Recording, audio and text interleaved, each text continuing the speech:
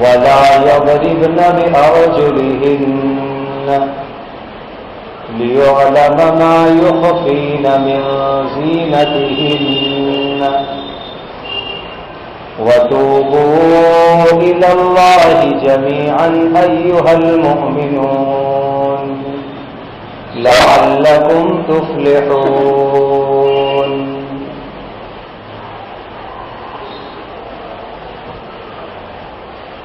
یہ سورہ نور کی 31ویں آیت کریمہ چل رہی ہے.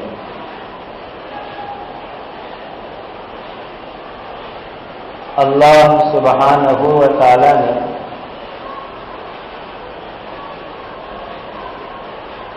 عورتوں کے متعلق خاص خاص مسائل کو بیان فرمایا ہے.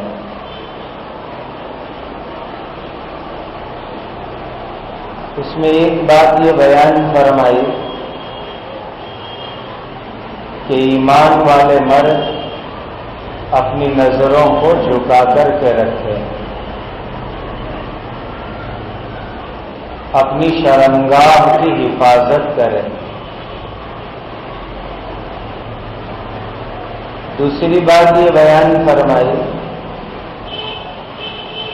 کہ ایمان والی عورتوں کو بھی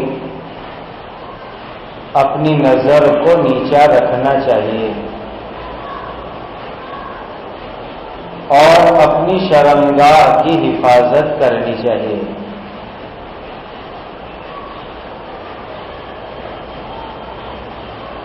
تیسرا حکم یہ بیان فرمایا کہ عورت اپنی زینت کو، اپنے میک اپ کو، اپنے خوبصورت کپڑے اور زیورات کو دوسروں کے سامنے ظاہر نہ کرے، چھپا کر کے رکھے.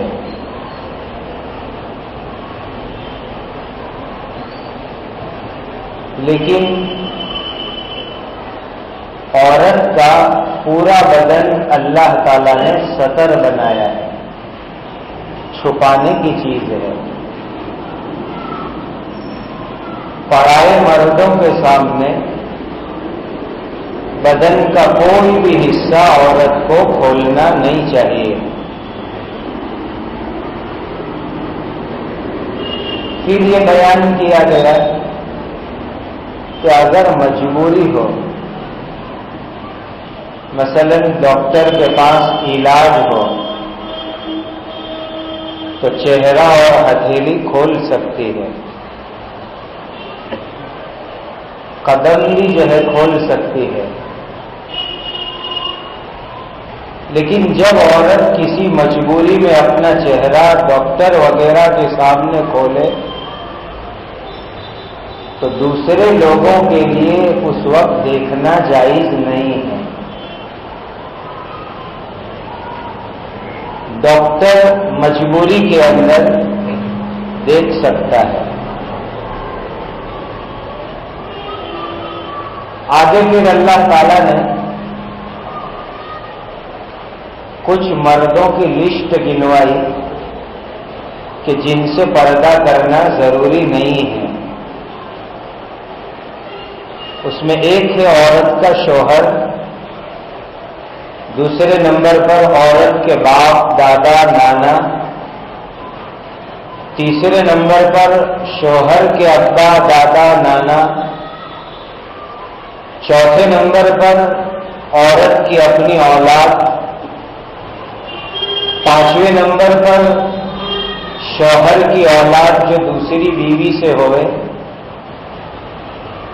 چھٹے نمبر پر اپنے سگے بھائی یا باپ شریک بھائی یا ماں والے بھائی، ساتویں نمبر پر بھائی کی اولاد، آٹھویں نمبر پر بہن کی اولاد، پھر آگے مسلمان عورتیں، غلام باندھی، اور ایسے لوگ جن میں کوئی عقل نہ ہو، جو پاگل جیسے ہو، اور چھوٹے چھوٹے معصوم بچے جن کو عورت کی سطر کی خبر نہ ہو، ان لوگوں سے پردہ کرنا ضروری نہیں ہے۔ باقی تمام لوگوں سے عورت کو پردہ کرنا واجب اور فرض ہے۔ ایک حکم اس میں اوڑھنے کے متعلق بیان فرمایا کہ عورت کی اوڑھنی سر، سینہ اور گلا اور سینے کو چھپانے والی ہونی چاہیے۔ یہ سب مسائل گزشتہ مجلس میں تفصیل سے بیان کیے تھے۔ اللہ تعالیٰ ارشاد فرماتے ہیں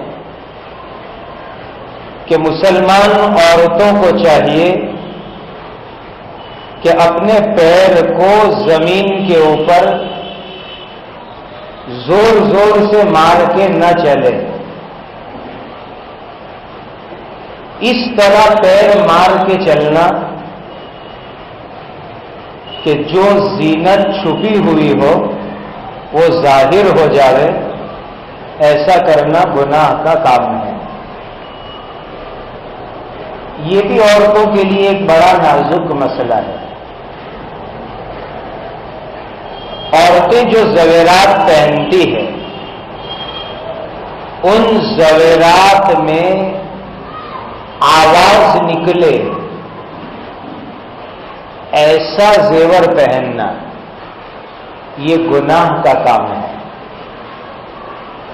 آواز نکلنے کا ایک میننگ تو یہ ہے کہ وہ چھوٹی چھوٹی گھگری ہوتی ہے، بجنے والی گھنٹیاں ہوتی ہے، اور خاص طور پر یہ پیر کے اندر جو پازیب پہنے جاتے ہیں، جھانجھر پہنے جاتے ہیں، اس میں یہ بجنے والی گھگریاں ہوا کرتی ہے۔ اور اس قسم کی بجنے والی گھگری بعض مرتبہ ہاتھ کے اندر بھی عورتیں پہنتی ہیں۔ تو جس زیور میں سے آواز نکلتی ہو ایسا زیور پہننا عورت کے لیے جائز نہیں ہے۔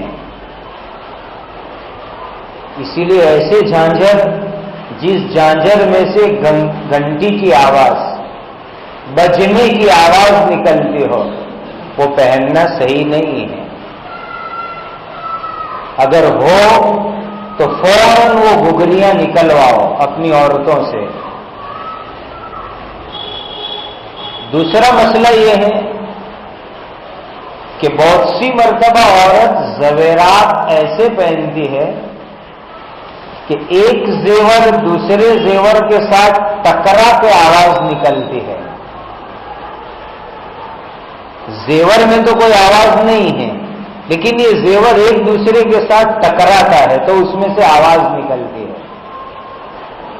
دیکھو، ایک ہاتھ میں بہت ساری چوڑیاں پہن لے گئے،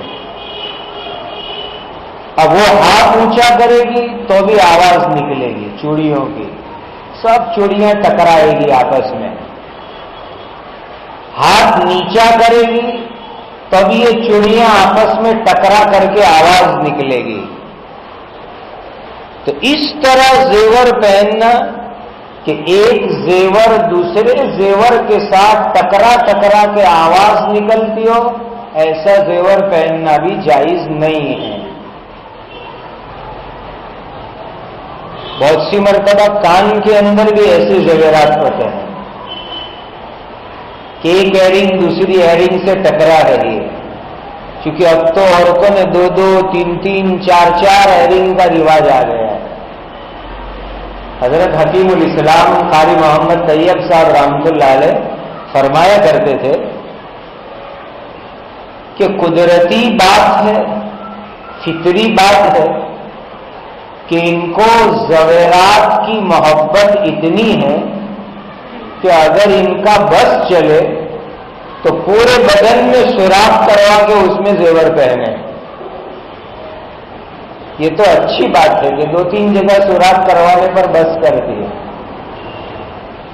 ان کو اتنی زیور سے محبت اور لالچ ہے۔ خود قرآن میں اللہ نے فرما دیا أَوَمَن يُنَشَّأُ فِي الْحِلْيَةِ وَهُوَ فِي الْخِصَامِ غَيْرُ مُبِينٍ، کہ جس عورت کی زندگی ہی گزرتی ہے زیورات کے اندر، وہ بڑی ہوتی ہے، پلتی ہے، بڑھتی ہے زیورات کے اندر، تو ایسا زیور مت پہناؤ کہ جس زیور میں سے بجنے کی آواز نکلتی، چاہے ایک دوسرے کے ساتھ ٹکرا کے نکلے، وہ بھی گناہ ہے۔ جب زیور میں سے آواز نکلے وہ ناجائز اور گناہ ہے، تو یہاں ایک مسئلہ اور سوچ لو کہ عورت کی آواز وہ تو اس سے بھی بڑا گناہ ہے، زیورات کی آواز گناہ، تو ڈائریکٹ عورت کی آواز وہ اس سے بھی بڑا گناہ ہے۔ اس لیے یاد رکھو اس بات کو، پرائی عورت کی آواز کو سننا، خاص طور پر ٹیسٹ اور مزے لے کر کے، شہوت کے ساتھ، یہ بہت بڑا گناہ ہے، حرام کام ہے۔ اور اب تو خدا کی بنا ہر چیز میں عورتوں کی آواز اور عورتوں کی تصویر، ایڈورٹائزوں میں دیکھو، جہاں دیکھو وہاں ایڈورٹائز میں عورتوں کے فوٹو لگے رہتے ہیں۔ یہ پانی جیسے پانی کی بوتل پر عورت کا فوٹو، دنیا بے حیائی میں اتنی آگے بڑھ گئی، ٹوتھ پیسٹ لینے جا اس کے اوپر بھی عورت کا فوٹو۔ یاد رکھو یہ ایڈورٹائز کے اندر جہاں عورتوں کے فوٹو ہوتے ہیں اس کو بھی دیکھنا گناہ کا کام ہے، یہ بھی گناہ ہے۔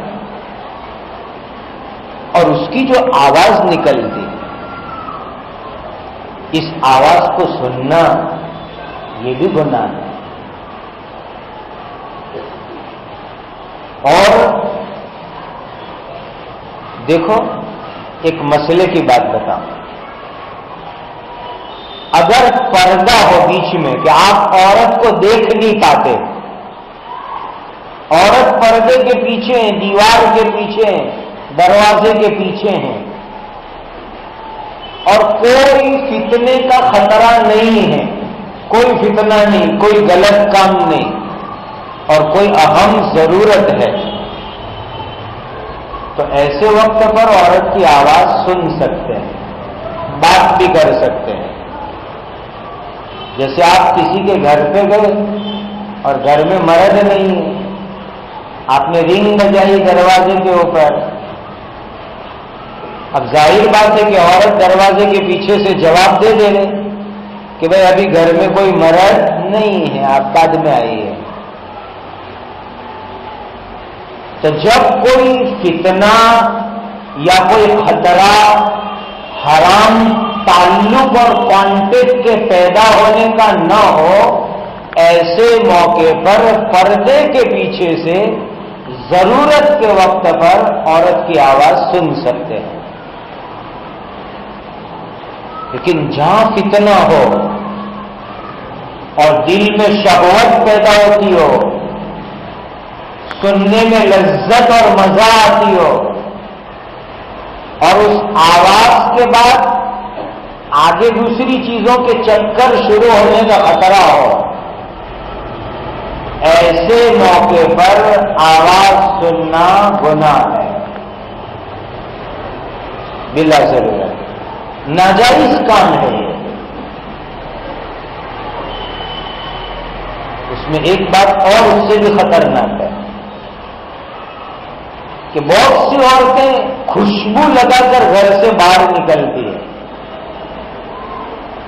یہ جو خوشبو ہے، اسپرے، پرفیوم، خوشبو، یہ بھی عورت کی چھپی ہوئی زینت ہے، بناؤ سنگار ہے۔ یہ بھی ایسا اسپرے، ایسی خوشبو کہ جو پرائے مردوں کی ناک میں پہنچتی ہو، ایسی خوشبو بھی ناجائز اور گناہ کا کام ہے۔ اب تو ایسے ایسے اسپرے ہماری بہنیں استعمال کرتی ہے، اللہ کی پناہ کوئی گلی سے گزر کے جائے گی تو دیر تک لوگوں کو خوشبو آئے گی کہ یہاں سے کون خوشبو کے ساتھ گزری، اللہ کی پناہ۔ یہ گناہ کے کام ہے، اور یہ ایسے گناہ ہیں، ایسے باریک باریک گناہ کہ اس میں آدمی نفس اور شیطان اس کا بڑا اس کے پیچھے لگا ہوا ہے، کا مزے سے پرائی عورت کی بات سن رہا ہے، موبائل پر، ٹیلی فون پر، اور اب تو ورلڈ لیول کے اوپر فرینڈ شپ کے نمبروں کی اخباروں میں ایڈورٹائز آتی ہے کہ تمہارا کوئی دوست نہیں ہے تو دوست بناؤ، اور دوستی کے لیے اس نمبر پر کال کرو، اور اس میں ہوتی کیا ہے؟ عورتوں کی آواز ہوتی ہے، عورتوں کے ساتھ بات چیت ہوتی ہے، ان سے فرینڈ شپ ہوتی ہے، انٹرنیٹ کے اوپر چیٹنگ کے ذریعے سے۔ یہ سب گناہوں کے کام ہیں، برائی کے کام ہیں۔ اور پہلے میں بہت صاف لفظوں میں یہ مسئلہ بتا چکا ہوں کہ ہمارے جو نوجوان بھائی اور نوجوان بہنیں منگنی کے بعد، انگیجمنٹ کے بعد ٹیلی فون پر کانٹیکٹ میں رہتے ہیں، وہ بھی حرام ہے، اس لیے کہ منگنی اور انگیجمنٹ کے بعد وہ تمہاری بیوی نہیں ہے، وہ نکاح کے بعد بنے گی، ابھی تو وہ پرائی ہے، اجنبی ہے، اس کی آواز سننا یہ گناہ ہے، اس سے بات کرنا یہ گناہ کا کام ہے۔ تو ایسی خوشبو لگا کے عورت نکلے کہ جو خوشبو پرائے مردوں کی ناک میں جائے، یہ بھی گناہ کا کام ہے۔ اور یہ سب گناہ سے ڈرانے کے لیے آیت کے آخر میں اللہ نے کیا فرمایا کہ وَتُوبُوا إِلَى اللَّهِ جَمِيعًا أَيُّهَا الْمُؤْمِنُونَ لَعَلَّكُمْ تُفْلِحُونَ۔ اے ایمان والو، تم سب اللہ کے سامنے توبہ کرو تاکہ تم کامیاب ہو جاؤ۔ دیکھو میرے بزرگوں، ہم سب مسجد میں بیٹھے ہیں اللہ کے گھر میں،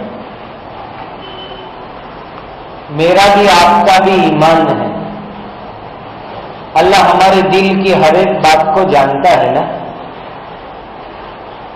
ہم جو دیکھتے بھی ہیں وہ بھی اللہ جانتے ہیں نا، ہم جو سنتے ہیں وہ بھی اللہ جانتے ہیں نا، ہم جو بولتے ہیں وہ بھی اللہ جانتے ہیں نا۔ اب مجھے سچے دل سے بتلاؤ، اللہ کے گھر میں بیٹھ کر یہ جو گناہ بتلائے گئے، کیا ہم نے زندگی میں یہ گناہ نہیں کیے؟ خود فیصلہ کرو۔ پرائی عورتوں کی آواز، پرائی عورتوں کو دیکھنا، اس کی خوشبو لینا، اس کے کانٹیکٹ میں رہنا، اس کی زیب و زینت اور میک اپ کو دیکھنا، کیا یہ گناہ ہم نے نہیں کیے؟ یقیناً کیے، اور اللہ نے حکم دے دیا کہ میرے بندوں ایسے گناہ سے توبہ کر لو، معافی مانگ لو اللہ تعالیٰ سے کہ اللہ آج تک اس قسم کے جتنے بھی گناہ ہوئے ہم سچے دل سے تیرے دربار میں معافی مانگتے ہیں، اور آئندہ اپنی حالت، اپنی لائن ٹھیک کر لو، بدل دو اپنی لائن کو، گناہ کی لائن ہے، سیدھی لائن پہ آ جاؤ۔ اب یہ جو سب گناہ ہیں، دیکھو ہمارا مذہب بہت اچھا مذہب ہے، ایک نوجوان، ایک انسان، اس کی طبیعت ہوتی ہے عورت کی طرف، یہ فطری تقاضا ہے،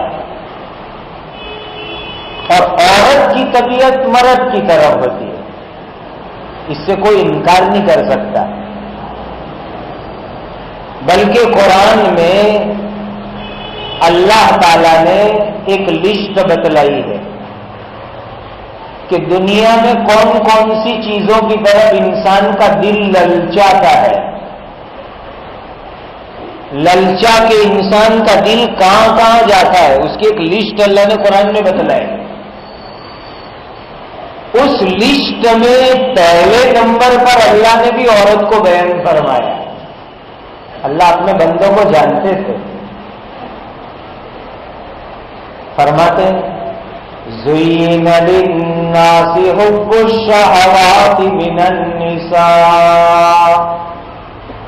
پہلے نمبر پر عورت کا تذکرہ. اب جو عورت کی طرف انسان کی طبیعت للچاتی ہے تو اس کے لیے اللہ تعالیٰ نے راستہ بھی بتلایا کہ میں اے میرے بندوں تم کو ایسا راستہ بتلاتا ہوں کہ جس راستے پہ چل کر تم اپنی ضرورت عورت سے پوری کرو تم کو کوئی گناہ نہیں ہوگا. اللہ خود راستہ بتلا رہے ہیں کہ اس راستے پہ چل کے اپنی ضرورت پوری کرو کوئی گناہ نہیں ہوگا. وہ راستہ کون سا اللہ فرماتا ہے 32ویں آیت میں اسی کا بیان ہے. وَأَنكِحُوا الْأَيَامَ مِنكُمْ وَالصَّالِحِينَ مِنْ عِبَادِكُمْ وَإِمَائِكُمْ. اللہ فرماتے ہیں جن مردوں کی شادی نہیں ہوئی ہو جن عورتوں کی شادی نہیں ہوئی ہو ان کو چاہیے کہ جلدی جلدی شادیاں کریں نکاح کرو. اور نکاح کرانے کا اللہ نے حکم دیا ہے وَأَنكِحُوا الْأَيَامَ کہ والی ذمہ دار وڑی ماں باپ ان کو چاہیے کہ وہ کنواروں کی شادیاں کروائیں. یہ اللہ نے حکم دیا. آگے فرماتے تمہارے غلام اور باندیوں میں جو شادی کے لائق ہو ان کو بھی شادیاں کرواؤ. یہ حکم دیا اللہ نے. اب یہاں ایک مسئلہ سمجھ لو ہم کیا سنتے ہیں کہ نکاح کرنا ہم نے یہ سنا کہ سنت ہے. اب اس مسئلے کو بہت اچھی طرح ذہن میں بٹھاؤ. جس مرد یا عورت کو یہ ڈر ہو کہ اب میں گناہ میں پڑوں گا زنا کروں گا لفڑے میں پڑوں گا اس کے پاس پیسے ہیں شادی کرنے کے عورت کو مہر دے سکتا ہے کپڑے دے سکتا ہے مکان دے سکتا ہے پھر بھی اس نے شادی نہیں کی اور زنا میں غلط کام میں پڑنے کا خطرہ ہے. ایسے حالات میں نکاح کرنا فرض ہو جاتا ہے. جیسے نماز فرض ہے نا ایسے فرض ہو جاتا ہے. تو جب گناہ ہو تو ایسے موقع پر نکاح فرض ہے کہ شادی کر تاکہ گناہ سے بچ جائے. اور اگر کوئی آدمی ایسا ہو کہ ماشاءاللہ گناہ میں جاتا نہیں ہے اپنے آپ پر کنٹرول ہے اور برائی سے بچا ہوا ہے ایسی حالت میں نکاح کرنا سنت ہے. یہ سن لو. تو عام حالات ہو کوئی خطرہ نہیں گناہ کا تو نکاح کرنا سنت افضل کام. باقی گناہ کے موقع پر نکاح کرنا فرض ہو جاتا ہے. نہیں کرو گے تو فرض چھوڑنے کے گنہگار بنو گے. اچھا بعض لوگوں کے لیے نکاح کرنا گناہ ہے کہ جن کو اپنی ذات کے اوپر یہ ڈر ہو کہ شادی کروں گا عورت پہ ظلم کروں گا حق ادا نہیں کروں گا، خرچہ پانی نہیں دوں گا. تو جس آدمی کو ڈر ہو کہ میں حق ادا نہیں کر سکوں گا، اس کے لیے شادی کرنا گناہ کا کام ہے کہ مت کر شادی. تو اللہ نے یہ نکاح کا رستہ ہم کو بتلایا. اب یہاں حکم دیا کہ ایاما، اس میں دو طرح کے مرد عورت ہیں. جو آج تک زندگی میں کنوارے ہیں ان کو بھی اللہ کا حکم ہے کہ شادی کرو. اور جن کی ایک مرتبہ شادی ہوئی اور پھر طلاق ہو گئی یا انتقال ہو گیا، ان کو بھی چاہیے کہ شادی کریں. اب ہم لوگوں نے کیا سوچ رکھا، جو کنوارا لڑکا کنواری لڑکی وہی شادیاں کرے.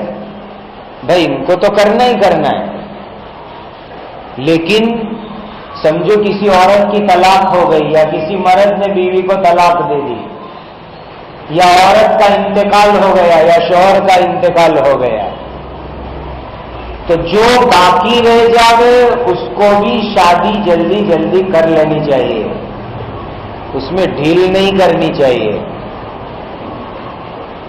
حضرت نبی کریم صلی اللہ علیہ وسلم کی ایک بیوی کنواری تھی، باقی تمام بیویاں ایسی طلاق ہو گئی، شوہر کا انتقال ہو گیا، ایسی بیویاں تھیں. اس زمانے میں اس طرح شادی کرنا اس کو کوئی شرم نہیں سمجھتا تھا، بلکہ ایسا ماحول تھا. طلاق ہو گئی پھٹ سے شادی کرا دو، بیوی مر گئی دوسری شادی کرا دو، شوہر مر گیا فوراً شادیاں کراؤ. صحابی عورتوں میں بعض عورتیں ایسی ہے کہ ایک شوہر شہید ہوئے فوراً دوسری شادی، دوسرے شوہر شہید ہوئے فوراً تیسری شادی.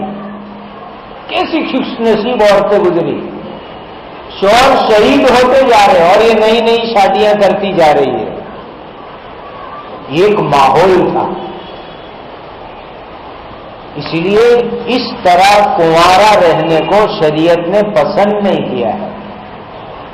بعض اللہ والوں کے اولیاء اللہ کے حالات میں لکھا ہے کہ ان کو پوچھا گیا شادی کے بارے میں، تو انہوں نے بتلایا کہ اگر مجھے معلوم ہو جائے کہ آج شام کو میری موت ہے اور صبح میں میری بیوی کا انتقال ہوا تو ابھی میں صبح سے شام تک کنوارا نہیں رہوں گا، تو ابھی میں شادی کروں گا. اسی لیے کہ حدیث میں کہ نکاح ہوا تو ایمان آدھا مکمل ہو گیا. آدھا ایمان نکاح سے پورا ہوتا ہے. اسی لیے والیوں کو اللہ تعالیٰ نے حکم دیا. دیکھو یہ آیت میں اللہ تعالیٰ یہ بھی اشارہ دے رہے ہیں کہ یہ نکاح اور شادی کا کام خود بخود ڈائریکٹ نہیں کر لینے کا. یہ اللہ تعالیٰ اشارہ دے رہے ہیں آیت میں کہ ڈائریکٹ نہیں کر لینے کا. یہ ذمہ دار لوگ شادیاں کرواؤ، باپ ہے، دادا ہے، چچا ہے، ماموں ہیں، جو وڈیل لوگ ہیں وہ ساتھ میں رہ کر شادیاں کرواؤ. اب تو زمانہ ایسا ہو گیا کہ وڈیلوں کو اس لائن کی تکلیف دینا ہی لوگوں نے چھوڑ دیا ہے کہ ہم وڈیلوں کو اس لائن کی تکلیف ہی نہیں دیتے. خود سلیکشن کریں گے، پسندگی کریں گے، اور سمجھدار ہوگا تو گھر میں کہیں گے کہ یہ میری پسند ہے یہاں شادی کراؤ. اور دینداری اتنی نہیں ہے تو خود شادی بھی کر ڈالیں گے. یہ طریقہ مناسب نہیں ہے، اچھا طریقہ نہیں ہے. قرآن کے انداز سے بلکہ حدیث پاک سے بھی یہ بات معلوم ہوتی ہے کہ وڈیلوں کو، ذمہ داروں کو بیچ میں رکھ کر کے شادی کرو. اس میں تمہارے لیے خیر اور اس میں بھلائی ہے تمہارے واسطے. یہ صاف حکم دیا اللہ تعالیٰ نے. ساتھ ساتھ میں اللہ نے یہ بھی بتلا دیا کہ پرانے زمانے میں جو غلام باندیاں ہوتی تھی تو ان کے مالکوں کو چاہیے کہ جو اس میں طاقت رکھتے ہو، حیثیت والے ہو، ان کی بھی شادیاں کرائے. آگے ایک عجیب وعدہ اللہ کا إن يكونوا فقراء يغنيهم الله من فضله والله واسع علیم. اگر کوئی تنگ حال میں ہوگا یعنی پیسے والا نہیں ہے، کڑکی ہے، تو اللہ اپنی مہربانی سے ان کو غنی اور مالدار بنا دیں گے. اور اللہ تو بڑے وسعت والے ہیں، سب کچھ جاننے والے ہیں. یہ بہت بڑی خوشخبری ہے نکاح پر مال میں برکت ہونے کی.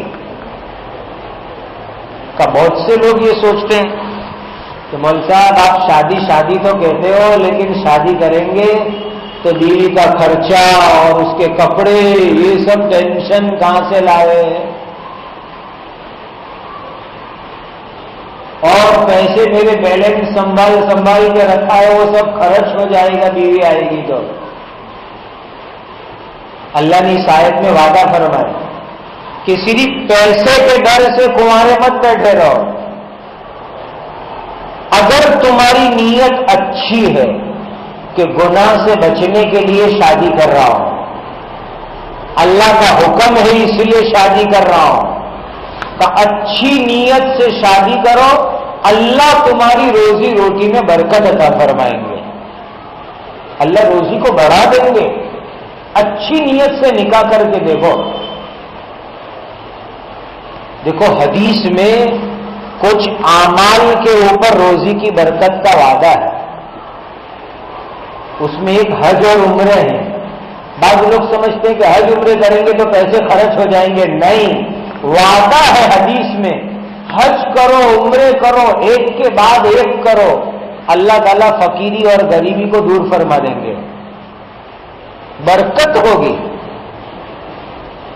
اور الحمدللہ حدیث کے مضمون کی سچائی پر ایمان ہے اور مشاہدہ اور تجربہ ہے کہ حج اور عمرے کی برکت سے کبھی پیسے کم نہیں ہوئے، اللہ بڑھاتے ہی ہے. اور ایک چیز یہ نکاح ہو گئی، اچھی نیت سے نکاح کرو اللہ برکت دیں گے. اور ایک چیز استغفار، گناہوں کے اوپر معافی مانگنا ہے. قرآن میں وعدہ ہے اللہ کا کہ استغفار کرو، معافی مانگو، اللہ روزی روٹی میں خوب برکت عطا فرمائیں گے. استغفروا ربکم انہ کان غفارا یرسل السماء علیکم مدرارا وَيُمْدِدْكُمْ بِأَمْوَالٍ وَبَنِينَ. اللہ نے فرمایا کہ استغفار کرو، معافی مانگو، اس کی برکت سے اللہ تعالیٰ مال دولت کو بڑھائیں گے. اللہ کے خزانوں میں کوئی کمی نہیں ہے. آگے اللہ تعالیٰ نے ایک اور نازک بات بتلائی کہ جن کے پاس پیسے نہیں ہیں بیوی کو مہر دینے کے، جن کے پاس پیسے نہیں ہیں بیوی کو خرچہ دینے کے، اب وہ بیچارہ کیا کرے؟ تو ان کے لیے اللہ فرماتے ہیں وَلْيَسْتَعْفِفِ الَّذِينَ لَا يَجِدُونَ نِكَاحًا حَتَّى يُغْنِيَهُمُ اللَّهُ مِنْ فَضْلِهِ. اور جن لوگوں کو نکاح کا موقع نہیں ہے وہ پاک دامنی کے ساتھ رہے، اپنے کیریکٹر کو پاک رکھے، یہاں تک کہ اللہ تعالیٰ اپنی مہربانی سے ان کو غنی اور مالدار بنا دے. کہ جن کے پاس انتظام نہیں کہ وہ صبر کرو، اپنے کیریکٹر کو پاک رکھو، محنت کرو، کماؤ، اللہ برکت دیں گے. جب پیسے آئیں گے تب شادی کرنا.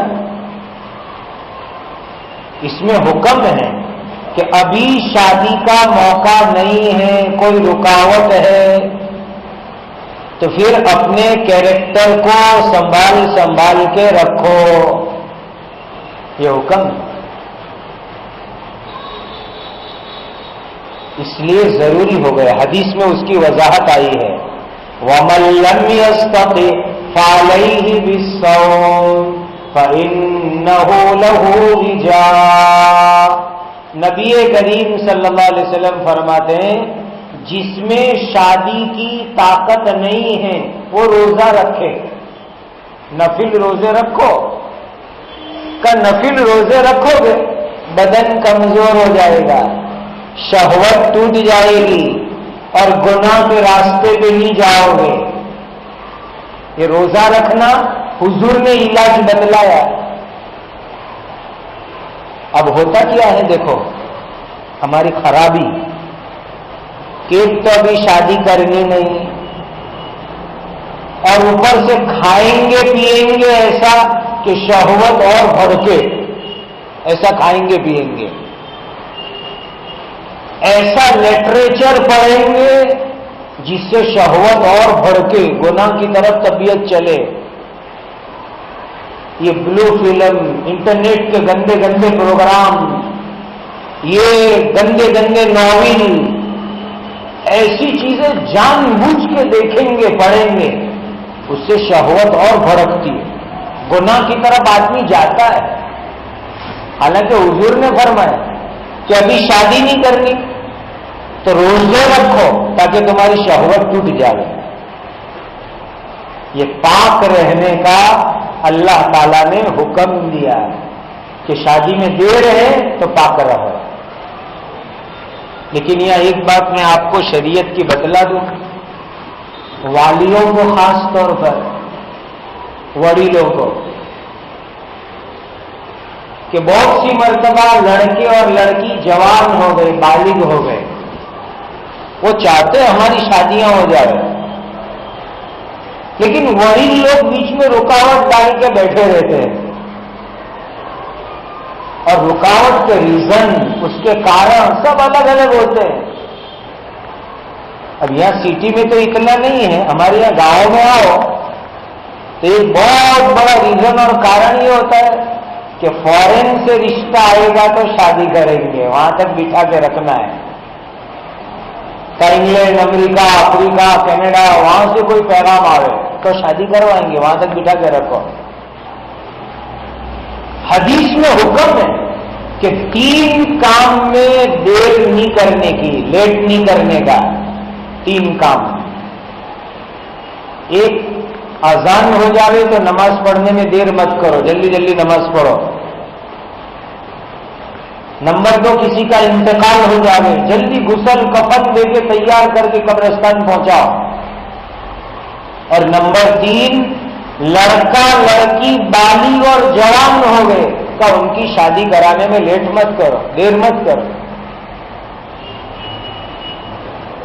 اور حدیث میں ہے, حضور فرماتے ہیں اذا خاطب الیکم من ترضون خلقه ودینه, جب پیغام آیا, رشتہ آیا ایسے گھر کی طرف سے جن کے اخلاق اور دینداری اچھی ہے, کا لڑکی دیندار, لڑکا دیندار اچھا ہے, وہاں سے پیغام آئے, حضور فرماتے فوراً شادی کراؤ.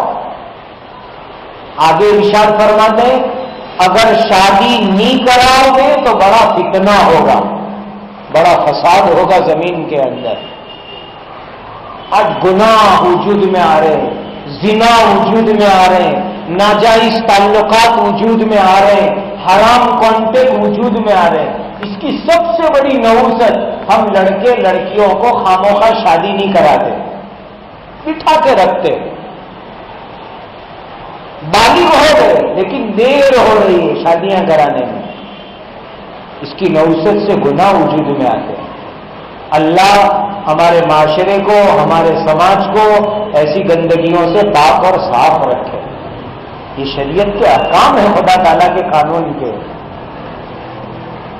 والذین یبتغون الکتاب مما ملکت ایمانکم فکاتبوہم ان علمتم فیہم خیرا وآتوہم مما للہ الذی آتاکم. اب ایک مسئلہ جو پہلے تھا اس وقت نہیں ہے، ہو سکتا ہے بھوشیہ میں ضرورت پڑے۔ اللہ تعالیٰ ارشاد فرماتے ہیں کہ تمہاری مالکی میں جو غلام اور باندی ہو اور وہ مکاتب بننا چاہے اور تم ان میں بھلائی دیکھو تو ان کو مکاتب بنا دو۔ اور اے مسلمانوں، اللہ تعالیٰ نے جو مال تم کو دیا ہے اس میں سے ایسے غلام اور باندیوں کو دیا کرو۔ پہلے زمانے میں غلام تھے، باندیاں تھیں، اب غلام باندی اپنے مالک کو یوں کہے کہ ہم کو آزاد ہونا ہے، مالک کہے کہ اتنی فکس رقم مجھے دے دے 5,000 روپے اور تو آزاد ہو جا، اس کو کہتے ہیں مکاتب بننا۔ تو اللہ تعالیٰ فرماتے ہیں کہ کوئی غلام باندی کہے تو ان کو مکاتب بنا دو اور دوسرے مسلمان ایسے غلام باندی کو پیسے میں مدد کرو تاکہ وہ غلام باندی جلدی جلدی پیسے دے کر کے آزاد ہو جائے۔ وَلَا تُكْرِهُوا فَتَيَاتِكُمْ عَلَى الْبِغَاءِ إِنْ أَرَدْنَ تَحَصُّنًا لِتَبْتَغُوا عَرَضَ الْحَيَاةِ الدُّنْيَا وَمَنْ يُكْرِهُنَّ فَإِنَّ اللَّهَ مِنْ بَعْدِ إِكْرَاهِهِنَّ غَفُورٌ رَحِيمٌ۔ اور تم اپنی باندیوں کو زنا کرنے پر مجبور مت کرو دنیا کے مال کے خاطر، اور جو آدمی ان کو مجبور کرے گا تو اللہ تعالیٰ ان باندیوں کو بخشنے والا بڑا مہربان ہے۔ یہ ایک کام پہلے زمانے میں ہوتا تھا کہ جن کے گھر میں باندی عورت ہے وہ ان کو زنا کے لیے دوسرے لوگوں کے پاس بھیجتے تھے زبردستی، اور جو کمائی آئے وہ کھاتے تھے۔ اللہ تعالیٰ فرماتے ہیں کہ یہ بہت بڑا گناہ کا کام ہے۔ جو باندی بیچاری مجبور ہو، مالک زبردستی بھیجے تو اللہ تعالیٰ اس باندی کو تو معاف کر دیں گے، لیکن اس کے مالک کو اللہ تعالیٰ آخرت میں پکڑیں گے۔ اب دینی بھائیوں، میں آپ کو ایک کڑوی لیکن سچی بات بتلاؤں، یہ زمانہ غلام اور باندی کا تو نہیں ہے، لیکن خدا کے گھر میں بیٹھا ہوں، بعض مسلمان، اللہ معاف کرے، اللہ بچاوے، اللہ بچاوے، اللہ بچاوے، اپنی بیویوں کو اور بیٹیوں کو زنا کے کام پہ چلاتے ہیں اور ان کی انکم وہ کھاتے ہیں۔ یہ تو باندی کے لیے اللہ نے مسئلہ بیان کیا کہ وہ گناہ ہے، تو سگی بیوی اور بیٹیوں کو زنا کے کام پہ چلانا کتنی خطرناک بات ہوگی، سوچ لو۔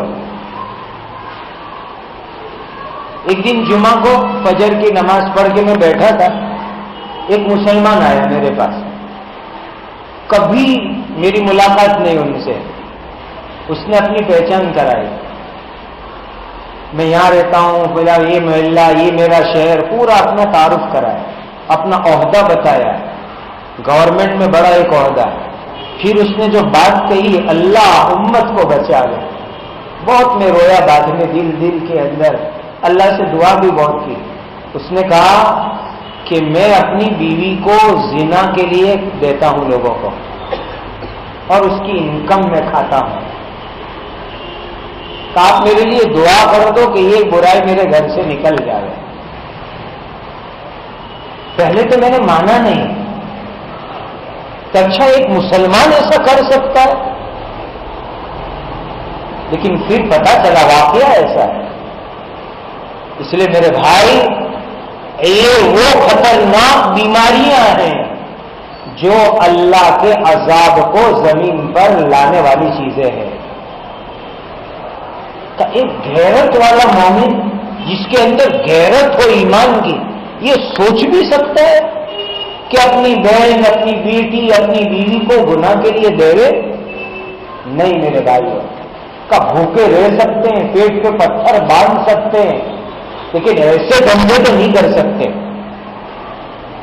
اللہ ہمارے سماج کی حفاظت فرمائے، ہمارے معاشرے کو پاک اور صاف رکھے، اور ایسی گندگیوں سے اللہ تعالی ہمارے سماج کو بچا کے رکھے۔